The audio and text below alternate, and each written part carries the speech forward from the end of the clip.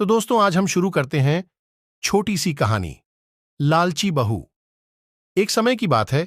एक छोटे से गांव में राम और सीता नाम के कपल रहते थे।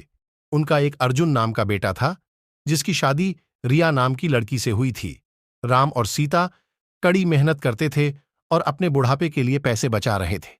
रिया बहुत लालची लड़की थी और हमेशा अपने लिए और चीजें चाहती थी। जैसे जैसे साल बीतता गया, रिया का लालच और बढ़ता गया। वह अपने पास रखी चीजों से कभी संतुष्ट नहीं रहती थी। वह हमेशा अपने सास ससुर से महंगे तोहफे मांगा करती थी और उनके बचाए हुए पैसों में से भी कुछ हिस्सा अपने लिए मांगती थी। राम और सीता बहुत ही अच्छे पेरेंट्स थे, इसलिए उसकी सारी जरूरतों को पूरा करते थे ताकि परिवार में शांति बनी रहे। वह अपने पति अर्जुन के ऊपर भी दबाव डालती थी कि वह अपने माँ बाप से पैसे और संपत्ति मांगे। वह बहुत ज्यादा संपत्ति इकट्ठा करना चाहती थी बिना किसी मेहनत के। एक दिन राम और सीता ने यह फैसला लिया कि वह रिया को सबक सिखाएंगे। वह उसे बुलाते हैं और बोलते हैं कि बेटा, हमें तुमसे कुछ जरूरी बातें करनी है।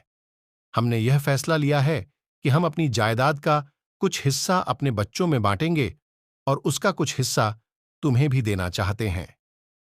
रिया खुशी से झूम उठती है क्योंकि वह हमेशा से यही चाहती थी।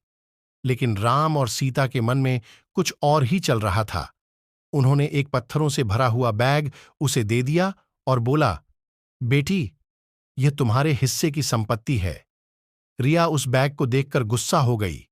उसने उस पत्थर से भरे हुए बैग को जमीन पर फेंका और जोर से चिल्लाते हुए बोली कि मेरा मजाक उड़ाने की तुम्हारी हिम्मत कैसे हुई? मुझे पैसे चाहिए, ये पत्थर नहीं। राम और सीता ने शांत तरीके से उसे समझाया और बोले, रिया, सच्ची संपत्ति सिर्फ पैसे और चीजों के बारे में नहीं है। यह प्यार, दया और जो कुछ भी तुम्हारे पास है उसके लिए आभारी होने के बारे में है। हमने हमेशा तुमसे प्यार किया है और तुम्हारी देखभाल की है और यह पैसों से भी अधिक कीमती है। रिया को एहसास हुआ कि वह लालच में कितनी अंधी हो गई थी। उसको अपने किए गए बर्ताव के लिए पछतावा होने लगता है। उसने अपने सास और ससुर से माफी मांगी और अपने तरीके बदलने का वादा किया। उस दिन के बाद से उसमें बदलाव आया और वह एक अच्छी बहू बन गई। रिया के बदलाव की बात पूरे गांव में फैल गई और सभी ने एक बेहतर इंसान बनने के लिए उसकी प्रशंसा की। रिया अपने परिवार का ख्याल रखते हुए और उनके बीच मिले प्यार के लिए आभारी होकर हमेशा खुश रहने लगी।